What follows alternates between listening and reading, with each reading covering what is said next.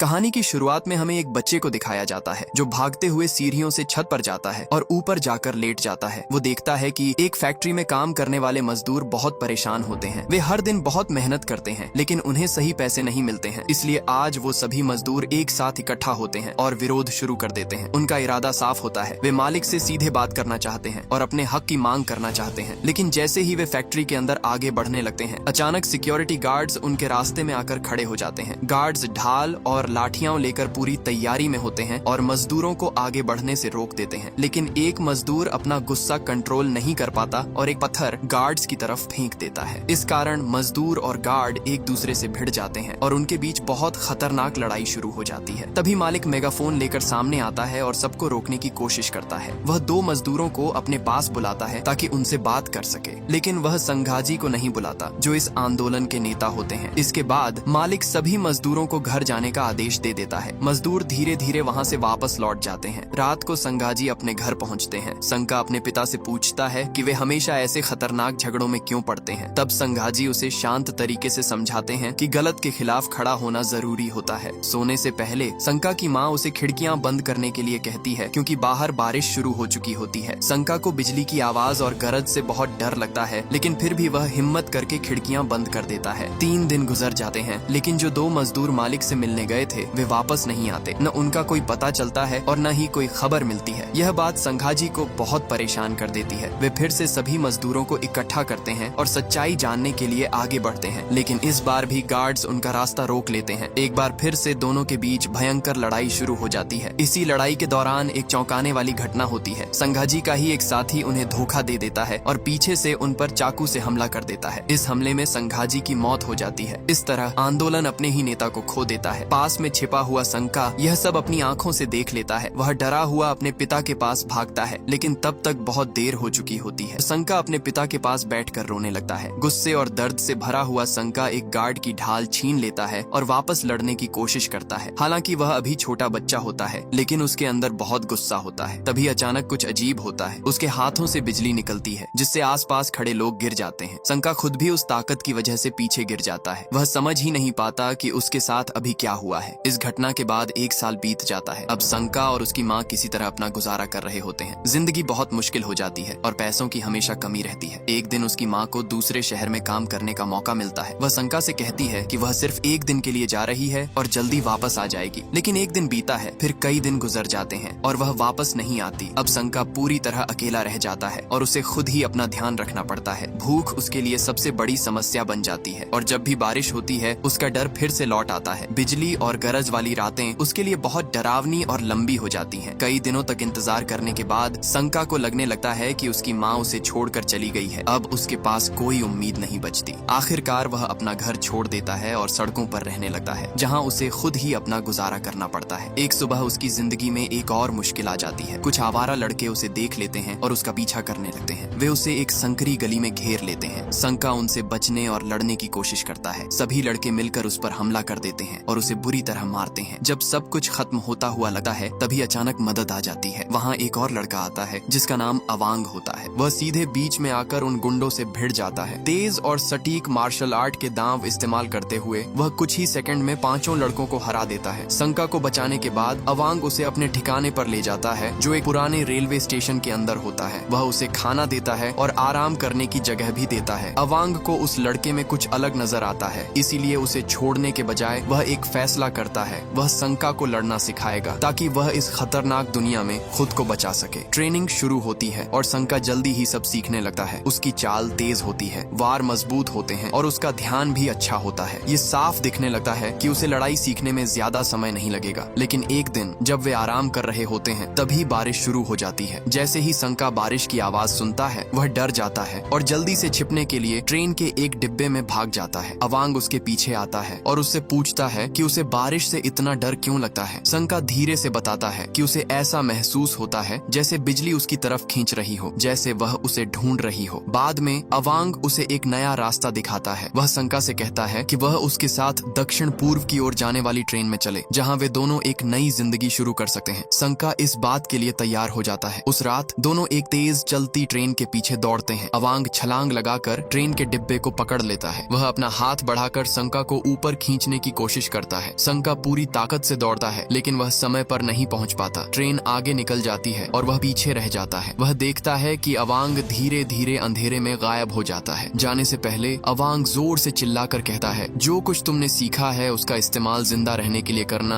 और किसी पर भरोसा मत करना। संका इस बात को अपने दिल में बसा लेता है। अगले दिन वह बंदरगाह पर काम ढूंढने जाता है ताकि वह कुछ कमा सके और अपना पेट भर सके। वह लाइन में खड़ा होता है, लेकिन तभी एक गली का लड़का उसे धक्का देकर उसकी जगह ले लेता है। इस बार संका चुप नहीं रहता। वह तुरंत एक किक मारकर जवाब देता है, लेकिन इससे परेशानी और बढ़ जाती है। वह लड़का अपने साथियों को बुला लेता है और सभी मिलकर संका का पीछा करने लगते हैं। संका अपनी जान बचाने के लिए भागता है। जब उसे लगता है कि अब वह पकड़ा जाएगा, तभी एक कार उसके पास आकर रुकती है। अंदर बैठे एक अच्छे दिल के पति पत्नी उसे कार में बैठने के लिए कहते हैं। वे उसे वहाँ से दूर ले जाते हैं और उसकी मदद करने का भरोसा देते हैं। कुछ पल के लिए संका को लगता है कि अब उसकी जिंदगी बेहतर हो सकती है, लेकिन तभी उसे अवांग की आखिरी बात याद आती है, किसी पर भरोसा मत करना। अचानक वह कार का दरवाजा खोलता है और वापस सड़कों पर भाग जाता है। एक बार फिर वह अकेले रहने का फैसला करता है। समय गुजरता है और कई साल बीत जाते हैं। अब संका बड़ा हो चुका होता है। वह एक अखबार कंपनी में इलेक्ट्रॉनिक्स और सिक्योरिटी से जुड़ा काम करता है। जिस शहर में वह रहता है वहाँ हर तरफ अपराध, टूटी इमारतें और हिंसा होती है, लेकिन संका इन सब से दूर रहता है। वह किसी मामले में नहीं पड़ता, किसी को जवाब नहीं देता और अकेले रहकर खुद को सुरक्षित रखता है। इसी दौरान कुछ लोग शहर को बदलने की कोशिश कर रहे होते हैं। दुरा उतामा नाम का एक नया नेता चुना जाता है। उसका लक्ष्य होता है अपराध खत्म करना और सड़कों को सुरक्षित बनाना। एक रात वह विधायकों के लिए रखे गए एक डिनर में शामिल होता है। वहीं उसकी मुलाकात पेयर से होती है, जो पर्दे के पीछे रहकर शहर के ज्यादातर अपराधों को कंट्रोल करता है। लोगों का कहना होता है कि पेयर का अतीत भी काफी दर्दनाक रहा है। उसके पिता की हत्या कर दी गई थी और उसका घर जला दिया गया था। वह बच गया, लेकिन उसका चेहरा बुरी तरह झुलस गया था। बाद में उसके चाचा ने उसे अनाथालय भेज दिया ताकि वह परिवार की संपत्ति पर हक न जता सके। अनाथालय की जिंदगी बहुत खराब थी। वहाँ बच्चों को मारा जाता था और उनके साथ बुरा व्यवहार किया जाता था, लेकिन पेयर बहुत चालाक था। उसने धीरे धीरे बाकी बच्चों को अपने साथ मिलाया। एक दिन उन्होंने मिलकर अनाथालय चलाने वालों को खत्म कर दिया। यहीं से पेयर की अपराध की दुनिया में शुरुआत हुई। धीरे धीरे उसने पूरे देश में फैले अनाथ बच्चों को अपने साथ जोड़कर एक बड़ा गिरोह बना लिया। अब वह बहुत ताकतवर और खतरनाक बन चुका होता है। डिनर में वह नए नेता से मिलने आता है, लेकिन दुरा उसकी आंखों में देखकर उसे मना कर देता है। वह साफ कह देता है कि वह जानता है कि पेयर असल में कौन है, लेकिन यह फैसला उसके लिए भारी पड़ता है। उसी रात जब दुरा अपने परिवार के साथ घर लौट रहा होता है, उसे लगता है कि कोई उसका पीछा कर रहा है। वह जाने के बजाय रुक कर देखने का फैसला करता है। तभी अचानक एक अजीब आदमी सामने आता है और आग जैसी ताकत का इस्तेमाल करके उसे बेहोश कर देता है। कुछ देर बाद दुरा एक खाली इमारत में होश में आता है। वह कुर्सी से बंधा होता है। उसके सामने उसकी पत्नी और बच्चे भी बंधे होते हैं। तभी पेयर उसके सामने आता है। वह कहता है कि उसके खिलाफ जाने की सजा उसे मिलेगी। दुरा अपने परिवार को छोड़ने की विनती करता है, लेकिन पेयर उसकी बात नहीं सुनता। वह रस्सियों में आग लगा देता है। रस्सियां जल जाती हैं और टूट जाती हैं, जिससे उसका परिवार नीचे गिर जाता है। उन्हें बचाने के लिए दुरा भी कूद जाता है, लेकिन वह भी उनके साथ ही मर जाता है। दूर कहीं संका अपने कमरे में सो रहा होता है। वह पड़ोस से आ रही आवाज सुनकर उठ जाता है। कोई पास के घर में घुसने की कोशिश कर रहा होता है, फिर भी वह इसमें पड़ने से बचता है और अपने काम के लिए तैयार हो जाता है। दिन खत्म होने पर वह अपने दोस्त से बात करता है जो इस शहर को छोड़ना चाहता है। तभी अचानक एक आदमी भागता हुआ उनके ऑफिस के गेट पर आता है और मदद मांगता है। वह बताता है कि कुछ गुंडे उसे मारने वाले हैं। संका और उसका दोस्त पहले मना कर देते हैं, लेकिन तभी उनका साथी अवांग दरवाजा खोलता है और उस आदमी को पुलिस तक ले जाने का फैसला करता है। जाने से पहले अवांग संका की तरफ देखता है और कहता है कि अगर उसके जैसे लोग दूसरों की मदद नहीं करेंगे तो यह शहर कभी नहीं सुधरेगा। उसकी ये बात संका के दिल को छू जाती है। अगली सुबह संका को फिर से कुछ आवाजें सुनाई देती हैं। वही बदमाश दोबारा उसी अपार्टमेंट में घुसने की कोशिश कर रहे होते हैं। इस बार वे अंदर पहुंच जाते हैं। अंदर उन्हें वूलन नाम की एक लड़की और उसका छोटा भाई टेडी मिलते हैं। गुंडे दोनों को डराने लगते हैं और जान से मारने की धमकी देते हैं। इस बार संका खुद को रोक नहीं पाता। वह आगे बढ़ता है और सीधे उन पर हमला कर देता है। वह मुक्कों और लातों से उन्हें मारना शुरू कर देता है। अपराधी चाकू निकाल लेते हैं और उस पर टूट पड़ते हैं, लेकिन संका अपने मार्शल आर्ट के दम पर उनके हमले रोक देता है। वह एक हमलावर को गिरा देता है और फिर दूसरे से भिड़ जाता है। इसी दौरान जो पहला आदमी गिरा था वह उठता है और पीछे से संका पर हमला करने की कोशिश करता है। वूलन अचानक उस आदमी को पकड़ लेती है और उसे जोर से मेज पर पटक देती है। संका इस मौके का फायदा उठाता है और दोनों गुंडों को हराकर उन्हें वहां से भागने के लिए मजबूर कर देता है। वूलन और टेडी उसकी ताकत देखकर हैरान रह जाते हैं, लेकिन संका बिना रुके चुपचाप वहां से निकल जाता है ताकि किसी की नजर में न आए। उसी रात संका अपने सिक्योरिटी गार्ड वाले काम पर लौटा है। वह टॉर्च लेकर इलाके की जांच कर रहा होता है। तभी वही दो गुंडे फिर से वापस आ जाते हैं। इस बार वे अकेले नहीं होते, अपने साथ और लोगों को भी लेकर आते हैं। संका बिना डरे उनसे भिड़ जाता है और कई लोगों को गिरा देता है, लेकिन गुंडों की संख्या बढ़ती ही जाती है। अकेला पड़ने पर संका को पीछे हटना पड़ता है। वह उन्हें अपने पीछे लगाकर अखबार की बिल्डिंग के अंदर ले जाता है और तंग जगह का फायदा उठाने की कोशिश करता है। फिर भी गुंडे रुकते नहीं हैं। संका पूरी ताकत से सबका सामना करता है, मुक्कों और किक से एक एक करके सबको रोकने की कोशिश करता है, लेकिन आखिर में वह थक जाता है और गिर जाता है। गुंडे उसे लकड़ी के डंडों से बुरी तरह पीटते हैं। जब वह पूरी तरह कमजोर हो जाता है तो वे उसे छत से नीचे फेंक देते हैं। इतनी ऊंचाई से गिरकर कोई भी बच नहीं सकता, लेकिन तभी तेज बारिश शुरू हो जाती है और आसमान में बिजली चमकने लगती है। अचानक संका होश में आता है और उसके शरीर में बिजली समाने लगती है। बिजली की ताकत इतनी ज्यादा होती है कि वह फिर से बेहोश हो जाता है। अगली सुबह संका अपने कमरे में जागता है। कुछ देर बाद उसके दरवाजे पर दस्तक होती है। दरवाजा खोलने पर वूलन सामने खड़ी होती है। वह जल्दी में उससे कहती है कि वह कुछ समय के लिए टेडी का ध्यान रख ले। इसी दौरान शहर में नेता दुर्गा की मौत को लेकर चर्चा हो रही होती है। कई लोग पेनोर पर शक करते हैं कि इसके पीछे वही है। पेनोर खुद सामने आता है और कहता है कि वह निर्दोष है और सबको सावधान रहने की चेतावनी देता है। उसके जाने के बाद उसका साथी गजुल कहता है कि नेता लोग खतरा बन सकते हैं, लेकिन पेनोर कहता है कि उसकी योजना पहले से चल रही है। एक चावल के गोदाम में उसके आदमी सैक्स नाम के व्यक्ति को एक अजीब सी दवा का इंजेक्शन देते हैं। वापस घर पर संका टेडी से कहता है कि वह उसे उसकी बहन के पास छोड़ देगा क्योंकि उसे काम पर जाना है। रास्ते में वह बाजार में वूलन से मिलता है। वह वहाँ के दुकानदारों को इकट्ठा कर रही होती है ताकि वे अपनी सुरक्षा के लिए आवाज उठा सकें। संका उससे टेडी को अपने साथ ले जाने के लिए कहता है, लेकिन तभी वही गुंडों का गिरोह वहाँ आ जाता है जिन्होंने पहले उसे छत से नीचे फेंका था। उसे जिंदा देखकर वे चौंक जाते हैं और उसका पीछा करने लगते हैं। संका बचने की कोशिश करता है, लेकिन वह चारों तरफ से घिर जाता है और उसे फिर से लड़ना पड़ता है। वह अपनी ट्रेनिंग का इस्तेमाल करते हुए एक साथ कई लोगों से लड़ता है। जब एक गुंडा उस पर कुल्हाड़ी फेंकता है तो संका अचानक अपने हाथों से निकलने वाली बिजली से उसे रोक देता है। वह अपने दुश्मनों को करंट देता है जिससे वे पीछे हट जाते हैं। जब वह दोबारा इस ताकत का इस्तेमाल करना चाहता है तो इस बार कुछ नहीं होता। मजबूरी में वह एक लकड़ी का डंडा उठाता है और पुराने तरीके से लड़ाई खत्म करता है। वूलन और बाकी लोग यह सब देखते हैं, लेकिन संका बिना कुछ कहे वहाँ से चला जाता है। बाद में काम पर वह अपने दोस्त से इस घटना के बारे में बात करता है। वह कहता है कि एक पल के लिए उसे लगा कि उसके पास कोई खास शक्ति है। कुछ समय बाद वूलन उससे मिलने आती है और उसे फिर से बाजार चलने के लिए कहती है। लोग मानने लगते हैं कि वह एक हीरो बन सकता है जो शहर को बचा सकता है, लेकिन संका इनकार कर देता है। वह कहता है कि उसके पास कोई ताकत नहीं है। हालांकि लोगों को कुछ अजीब लगता है, वह इतनी चोटों के बाद भी ठीक हो चुका होता है, फिर भी वह मदद करने से मना कर देता है। वूलन और बाकी लोग निराश होकर चले जाते हैं। उस रात काम खत्म करने के बाद संका घर लौटता है और देखता है कि बाजार पूरी तरह बर्बाद हो चुका है। दुकानें जली हुई होती हैं और कई लोग घायल पड़े होते हैं। वूलन उसे बताती है कि जब लोग मुश्किल में हों तो मुंह नहीं मोड़ा जा सकता। उसे यकीन होता है कि यह सब गुंडों का काम है। वह संका से उनके नेता गांध से लड़ने में मदद मांगती है, जो पेनोर के लोगों में से एक होता है। इस बार संका कुछ करने का फैसला करता है, लेकिन उसे अभी भी समझ नहीं आता कि उसकी ताकत कहां से आई है और वह इसे कैसे काबू करे। एक और रात वूलन और टेडी उससे मिलने आते हैं। तभी अचानक तेज तूफान शुरू हो जाता है। आसमान में बिजली कड़कने लगती है। संका को अपना पुराना डर याद आता है और वह रात भी जब उसने बिजली की ताकत महसूस की थी। वह बारिश में बाहर जाता है और जैसे ही बिजली गिरती है वह जमीन पर गिर जाता है। तभी संका को सच्चाई समझ में आती है, बिजली ही उसकी असली ताकत है। वूलन इसे परखने के लिए उस पर लोहे की छड़ से वार करती है, लेकिन संका को कोई दर्द महसूस नहीं होता। वह पूरी तरह ऊर्जा से भरा होता है, जैसे उसके शरीर पर कोई असर ही नहीं पड़ रहा हो। इसके बाद वह वूलन और उसके साथियों के साथ जुड़ जाता है और उनके साथ एक शादी में जाता है, जहां उन्हें उम्मीद होती है कि गांध वहां मिलेगा। जैसे ही गांध उन्हें देखता है तुरंत भागने की कोशिश करता है। उसके आदमी उसे बचाने के लिए आगे आते हैं, लेकिन तभी दुल्हन बीच में आ जाती है और पूछती है कि आखिर चल क्या रहा है। हालात शांत होने से पहले ही अचानक कुछ अजीब होने लगता है। कई मेहमान एक साथ बीमार पड़ जाते हैं। पता चलता है कि वे सभी गर्भवती हैं। कुछ ही समय में पूरे शहर से ऐसी ही खबरें आने लगती हैं। कई गर्भवती महिलाएं एक साथ बीमार हो रही होती हैं। मीडिया जल्दी ही इसका कारण ढूंढ निकालता है। पेनोर के लोगों ने चावल में गड़बड़ी की है। जानकार बताते हैं कि चावल में एक खास सीरम मिलाया गया था जो अजन्मे बच्चों को प्रभावित करता है। इसका असर यह होता है कि बच्चे सही और गलत में फर्क नहीं कर पाते। योजना यह होती है कि आने वाली पीढ़ी को ऐसा बनाया जाए जिसमें कोई नैतिकता न हो, ताकि वे बड़े होकर पेनोर के वफादार बन जाएं। इस खबर से पूरा शहर हिल जाता है। हर तरफ गुस्सा और डर फैल जाता है। सड़कों पर दंगे जैसे हालात बन जाते हैं। गुंडे इस मौके का फायदा उठाते हैं और दुकानों में आग लगाते हैं, घर तोड़ते हैं। उसी रात संका एक नकाब पहनकर बाहर आता है। वह दंगाइयों को रोकने के लिए आगे बढ़ता है। वह आसानी से उनसे लड़ता है और एक एक करके सबको गिरा देता है। लेकिन लड़ाई के दौरान एक गुंडा उस पर चाकू से हमला करता है जिस पर एक छोटा सा डिब्बा लगा होता है। वह आदमी संका का थोड़ा खून निकालकर वहां से भाग जाता है। लड़ाई खत्म होने के बाद संका अपने काम की जगह लौटता है। वहां वूलन उसके घावों का इलाज करती है। बाहर फिर से तूफान शुरू हो जाता है। संका बारिश और बिजली का इस्तेमाल करके अपनी ताकत बढ़ाने की कोशिश करता है, लेकिन उसे समझ आता है कि यह खतरनाक भी हो सकता है। अगर वह ज्यादा ताकत ले ले तो वह अपने ही दोस्तों को नुकसान पहुंचा सकता है। इसलिए वह एक नया फैसला करता है। वूलन, एंग और टेडी की मदद से वह अखबार की बिल्डिंग से सामान इकट्ठा करता है और एक खास सुरक्षा सूट बनाता है। वह अपने मास्क में धातु के एंटीना भी लगाता है ताकि वह बिजली को सुरक्षित तरीके से कंट्रोल कर सके। अब पूरी तरह तैयार होकर वह नकाब पहनकर फिर से सड़कों पर निकलता है और अपराध के खिलाफ लड़ाई शुरू करता है। जल्दी ही उसकी बहादुरी की खबर फैल जाती है। कुछ समय बाद हाउस ऑफ पीस नाम के एक गुप्त समूह का ध्यान उस पर जाता है। यह नेताओं और पत्रकारों का एक संगठन होता है। उनमें से एक सदस्य इरविन सुझाव देता है कि वे इस सीरम की जांच करें और साथ ही यह भी पता लगाएं कि यह नकाब वाला इंसान कौन है। एक लंबी रात के बाद संका एक सोफे पर जागता है और देखता है कि वूलन उसके लिए नाश्ता बना रही है। धीरे धीरे दोनों के बीच नजदीकी बढ़ने लगती है। खाना खाने के बाद वूलन बाहर जाती है, लेकिन अचानक कुछ लोग उसे घेर लेते हैं। संका तुरंत उसे बचाने के लिए दौड़ता है, लेकिन वे लोग कहते हैं कि वे लड़ने नहीं आए हैं। वे बताते हैं कि बाजार में आग उन्होंने नहीं लगाई थी। उनका कहना होता है कि यह काम अल्सान नाम के आदमी ने किया था, जो एक मशहूर वायलिन बजाने वाला है। वे बताते हैं कि उन्होंने उसे उसी रात बाजार में देखा था। यह सुनकर संका उस थिएटर की तरफ जाता है जहां वह वायलिन बजाने वाला परफॉर्म कर रहा होता है। शो खत्म होने के बाद वह आदमी पीछे के दरवाजे से बाहर निकलता है। तभी नकाब पहने संका उसके सामने आ जाता है। वह उससे पूछता है कि उसने बाजार में आग क्यों लगाई। जवाब देने के बजाय वह अपने वायलिन बॉक्स से एक छिपा हुआ ब्लेड निकालता है और हमला कर देता है। संका अपनी ताकत की वजह से घायल नहीं होता और दोनों के बीच जोरदार लड़ाई शुरू हो जाती है। अपनी ट्रेनिंग और स्किल से संका धीरे धीरे उस पर भारी पड़ने लगता है। लड़ाई के दौरान उसे उस आदमी की छाती पर एक अजीब सा निशान दिखता है। जब उसे लगता है कि वह हार जाएगा, वायलिन बजाने वाला भागने लगता है, लेकिन उसे सामने आती हुई कार नजर नहीं आती। कुछ ही पल में कार उसे टक्कर मार देती है और उसकी मौके पर ही मौत हो जाती है। अगले दिन पेनोर को इस घटना की खबर मिलती है। उसे पता चलता है कि वह आदमी उसके खास ग्रुप का हिस्सा था, जिसे लीग कहा जाता है। यह उसके सबसे भरोसेमंद लोगों का समूह होता है। गुस्से में पेनोर बदला लेने की योजना बनाता है, सिर्फ उस नकाब वाले हीरो से नहीं बल्कि हाउस ऑफ पीस के सभी लोगों से। इसके लिए वह अपने बाकी 9 लोगों को बुलाता है। नर्तक, सम्मोहन करने वाला, नर्स, लोहार, चित्रकार, छात्र, रसोइया, मॉडल और मूर्तिकार। ये सभी अलग अलग तरीके से खतरनाक होते हैं। धीरे धीरे वे गुप्त समूह से जुड़े नेताओं और पत्रकारों को निशाना बनाना शुरू कर देते हैं और एक एक करके उनकी हत्या करने लगते हैं। इनमें से एक नर्तक, जिसने अपने सिर के पीछे एक अजीब मुखौटा पहन रखा होता है, इरविन पर हमला करता है। इरविन अपनी कार में होता है जब यह हमला होता है। उसके गार्ड उसे बचाने की कोशिश करते हैं, लेकिन सभी मारे जाते हैं। इरविन खुद को कार के अंदर बंद कर लेता है, उम्मीद करता है कि वह बच जाएगा। नर्तक धीरे धीरे उसकी तरफ बढ़ता है, लेकिन तभी अचानक संका वहां पहुंच जाता है, पूरी तरह तैयार और अपने नए रूप में। वह नर्तक को सीधी लड़ाई के लिए चुनौती देता है। नर्तक उसके इस आत्मविश्वास को देखकर हैरान रह जाता है। लड़ाई शुरू होती है और इसी दौरान नर्तक का मुखौटा फट जाता है। आखिर में संका उसे जोर से दूर फेंक देता है। ये समझकर कि सामने वाला उसकी उम्मीद से ज्यादा ताकतवर है, वह भाग जाता है। संका जमीन पर गिरे हुए उस मुखौटे को उठाता है और उस पर एक खास निशान देखता है। उसे तुरंत याद आता है, यही निशान उसने पहले वायलिन बजाने वाले की छाती पर देखा था। ये पेनोर की लीग का चिन्ह होता है। इरविन उस नकाब वाले हीरो का शुक्रिया करता है, लेकिन संका बिना रुके वहां से चला जाता है। जो कुछ उसने देखा होता है उससे प्रेरित होकर इरविन सीरम के खिलाफ दवा बनाने के लिए वोट करवाता है। वोट पास हो जाता है और दवा बननी शुरू हो जाती है और लोगों तक पहुंचाई जाने लगती है। लेकिन यहाँ एक बड़ा धोखा छुपा होता है। जिस कंपनी को दवा बनाने का काम दिया गया होता है वह असल में पेनोर की ही होती है। इलाज देने के बजाय वे लोग एक ऐसा पदार्थ मिलाने वाले होते हैं जो सीरम को और ज्यादा खतरनाक बना दे। अच्छी बात यह होती है कि इरविन पहले ही एक निजी लैब से दवा की जांच करवा चुका होता है। जैसे ही सच्चाई सामने आती है वह तुरंत अपने सहायक को टीकाकरण केंद्रों को चेतावनी देने के लिए भेजता है। साथ ही वह यह भी कहता है कि उस नकाब वाले हीरो की असली पहचान पता लगाई जाए। कुछ ही समय में संका की पहचान सामने आ जाती है। इरविन उसे उसके काम की जगह पर फोन करता है और उसे पेनोर की पूरी योजना के बारे में बताता है। संका उसे रोकने का फैसला करता है, लेकिन तब तक पेनोर खुद वहां पहुंच चुका होता है। वह अपने लोगों के साथ अखबार के ऑफिस में आता है और सभी लड़ाई के लिए तैयार होते हैं। संका बिना डरे उन्हें चुनौती देता है। सबसे पहले वह मॉडल और शेफ से एक साथ लड़ता है। पूरी ताकत लगाए बिना भी वह मॉडल को एक गड्ढे में गिरा देता है, लेकिन तभी मूर्तिकार अपने औजारों के साथ आता है और उसके साथ चित्रकार भी, जो अपने हाथों को हथियार की तरह इस्तेमाल करता है। अब लड़ाई और मुश्किल हो जाती है। इसके बाद छात्रा भी शामिल हो जाती है, जो अपने बैग को हथियार की तरह इस्तेमाल करती है। फिर लोहार 2 तलवारों के साथ हमला करता है। संका दूरी बनाने की कोशिश करता है, लेकिन वह फिर से चारों तरफ से घिर जाता है। तभी नर्तकी और नर्स भी वहां पहुंच जाती हैं। चारों तरफ दुश्मन और थक चुका संका मुश्किल से खड़ा रह पाता है। इसी दौरान वह देखता है कि वूलन, टेडी और अवांग को पेनोर के लोग छत पर ले जा रहे हैं। संका तुरंत उनके पीछे भागता है। छत पर पहुंचकर वह अपने दोस्तों को बंधा हुआ देखता है। संका पेनोर से उन्हें छोड़ने की गुहार लगाता है। वह आसमान से बिजली को अपनी तरफ खींचता है और पहले से कहीं ज्यादा ताकतवर हो जाता है। अब वह सभी दुश्मनों का एक साथ सामना करता है और एक एक करके उन्हें हराने लगता है। जब सम्मोहन करने वाले की बारी आती है तो वह अपनी शक्ति से संका को बेहोश कर देता है। अपने सपने में संका खुद को फिर से एक बच्चा देखता है अपने माता पिता के साथ। वे कहते हैं कि वे उसे कभी नहीं छोड़ेंगे, लेकिन संका समझ जाता है कि यह सिर्फ एक भ्रम है और सही समय पर जाग जाता है। जागते ही वह लोहार के हमले को रोक देता है। वह एक तलवार पकड़ता है और बिजली को बुलाता है, जो लोहार और सम्मोहन करने वाले दोनों को खत्म कर देती है। जब उसके ज्यादातर साथी हार जाते हैं तो पेनोर पीछे से संका पर हमला करने की कोशिश करता है, लेकिन तभी इरविन वहां पहुंचता है और पेनोर को गोली मार देता है। मरते समय पेनोर चित्रकार को भागने के लिए कहता है और कहता है कि उसकी सीरम वाली योजना जरूर सफल होगी। संका कहता है कि वह इसे रोक देगा। वह अपनी बाइक लेकर उस आदमी का पीछा करता है जो दवा लेकर जा रहा होता है, लेकिन चालक उसे गोली मार देता है और वह बाइक से गिर जाता है। तभी एक रहस्यमयी लड़की सामने आती है। वह अपने स्कार्फ की मदद से कार को पलट देती है। संका फिर उठता है और एक बड़ा बिजली का झटका देता है, जिससे दवा पूरी तरह नष्ट हो जाती है, कार में भी और टीकाकरण केंद्र में भी। लेकिन 3 महिलाओं को पहले ही इंजेक्शन लग चुका होता है। उनके बच्चे पेनोर की योजना के अनुसार पैदा होंगे। दूर एक म्यूजियम में गांध और गजुल एक साथ खड़े होते हैं। गजुल एक छुपा हुआ राज दिखाता है। एक दीवार के पीछे